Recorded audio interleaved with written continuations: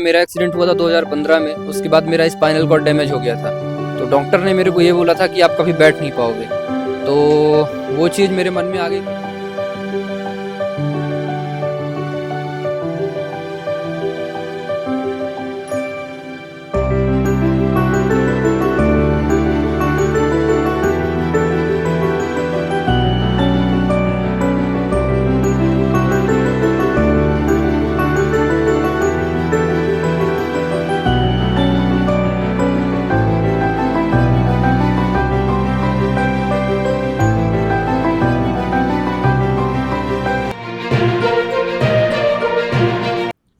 डुबकिया सिंधु में गोताखोर लगाता है, जा जाकर खाली हाथ बार बार लौट आता है। मिलते ही ना सहज मोती गहरे पानी में, बढ़ता उसका उत्साह इसी दुगनी हैरानी में। लेकिन उसकी मेहनत बेकार नहीं होती, कोशिश करने वालों की कभी हार नहीं होती।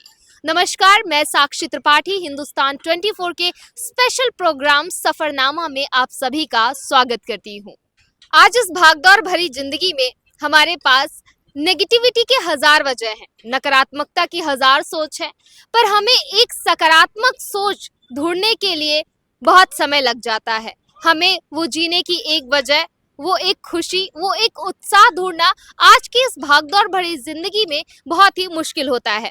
आज हमारे साथ मौजूद हैं रीवा के एक ऐसे ही होनहार युवक जिनकी कहानी आपको प्रोत्साहित करेगी, जिनकी कहानी आपको बताएगी कि संघर्ष क्या होता है, जिनकी कहानी आपको बताएगी कि कठिन से कठिन समय में भी हमें कैसे अपने आत्मबल और मनोबल को ऊंचाइयों पर रखना है और अपने जीवन में कैसे आगे बढ़ते जाना है। आज हमारे साथ मौजूद हैं उत्कर्ष मिश्रा। बहुत बहुत स्वागत है आपका। धन्यवाद।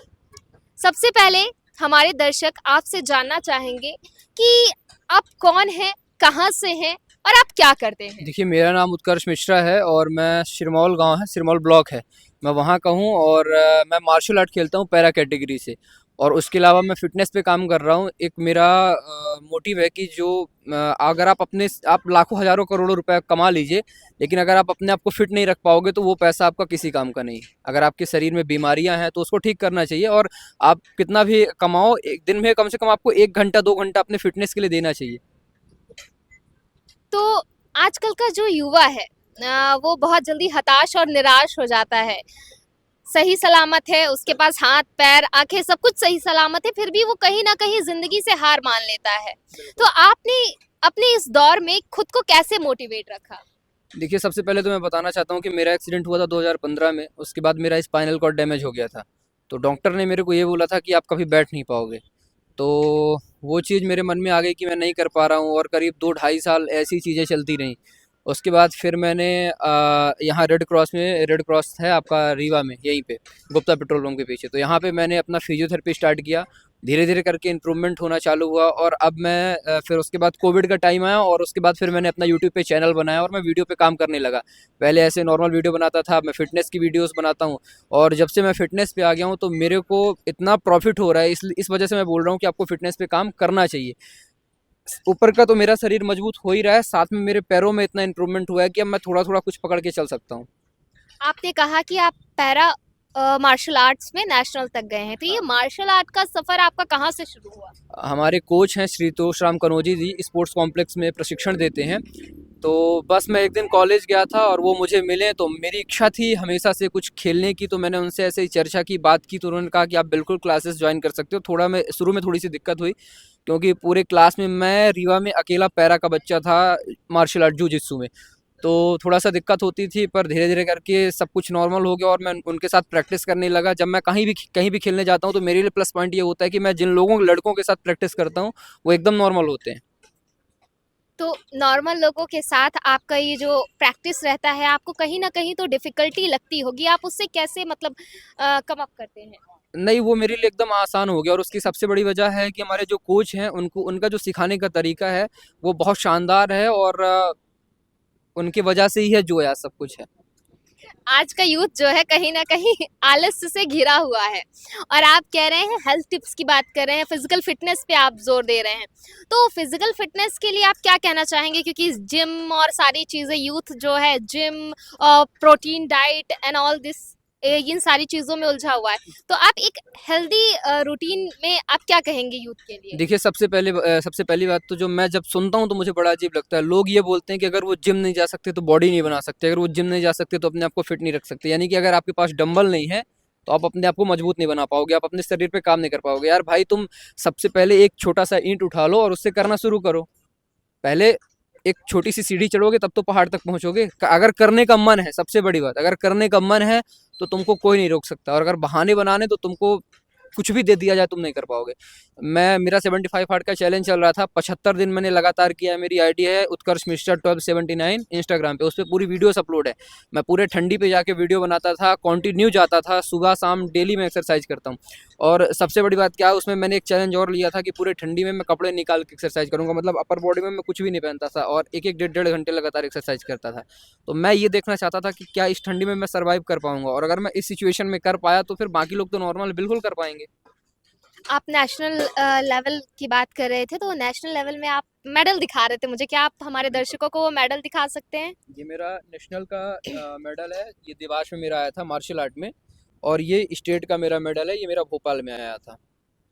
तो शुरू-शुरू में जब आप कॉम्पिटिशन्स के लिए जाते थे या फिर आपने इसके लिए शुरुआत की आपके पैरालाइज्ड होने के बाद, तो फिर चीज़ें कैसे सोसाइटी ने आपको कहाँ तक अफेक्ट किया? एक होता है ना कि इंसान थोड़ा डिमोटिवेट होता है। देखिए, मेरी बात को समझने की कोशिश करिए। सबसे पहली बात ये कि जो एक सोसाइटी होती है, जब आप कुछ करना चाहते हो, जैसे सपोज़ मान के चलिए कि अभी हम यहाँ पे इंटरव्यू शूट कर रहे हैं, है ना? अब कोई आके बोलेगा कि आप क्या कर रहे हो? उसकी बातों से अगर आपको इफ़ेक्ट पड़ा और आपने अपना काम करना बंद कर दिया, तो इससे नुकसान किसका होगा? आपका होगा।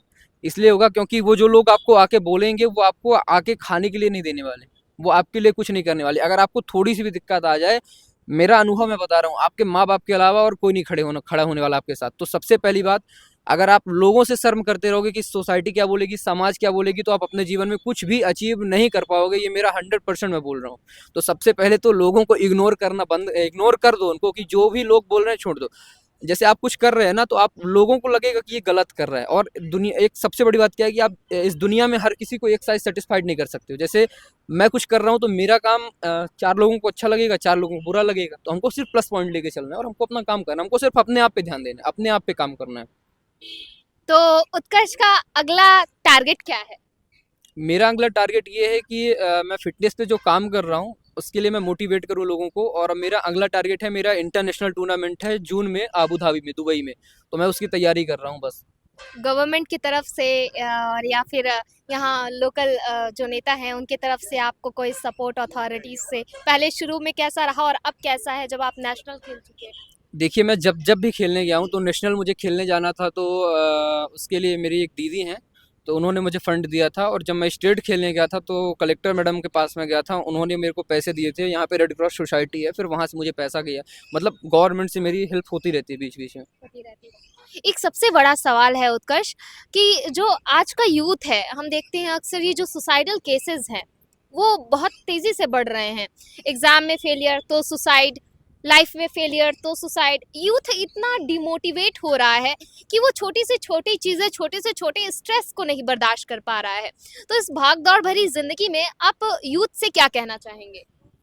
देखिए, सबसे पहली बात कि जो यूथ है हमारा, उसको ये समझना होगा कि वो है क्या। एक लाइन मैंने बोली थी अपनी वीडियो में एक बार, कि अगर इंसान दुनिया में कुछ सोचे और कर ना पाए तो उसका 2 मतलब है, या तो वो इंसान नहीं है या तो फिर उसने सही तरीके से सोचा नहीं है। आप अपनी परिस्थितियों को ऐसा मत होने दीजिए कि आप हार जाइए, अपने आप को ऐसा बनाइए कि आपकी परिस्थितियाँ हार जाएँ, ठीक है? तो टाइम है, इंसान जैसे एक सपोज़ मैं आपको एग्ज़ाम्पल देता हूँ, जैसे अभी दिन है तो रात तो होगी, पक्की बात है, कोई नहीं रोक सकता। कितना भी पैसा लगा दो, दुनिया के किसी भी इंसान को लाके खड़ा कर दो, अगर दिन है तो रात होगी, रात है तो दिन होगी। तो इसी तरह हर किसी के जीवन में तकलीफ आती है, फिर आदमी उसको फेस करता है। अगर वो सही से फेस करता है तो प्रॉब्लम सॉल्व हो जाती है। तो टाइम है, टाइम चेंज होता रहता है, उसको हमको ध्यान देना चाहिए बस।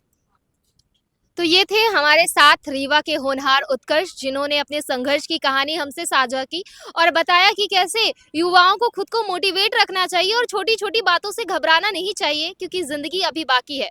और इन्होंने ये सिद्ध कर दिया कि लहरों से डरकर नौका पार नहीं होती और कोशिश करने वालों की कभी हार नहीं होती। धन्यवाद।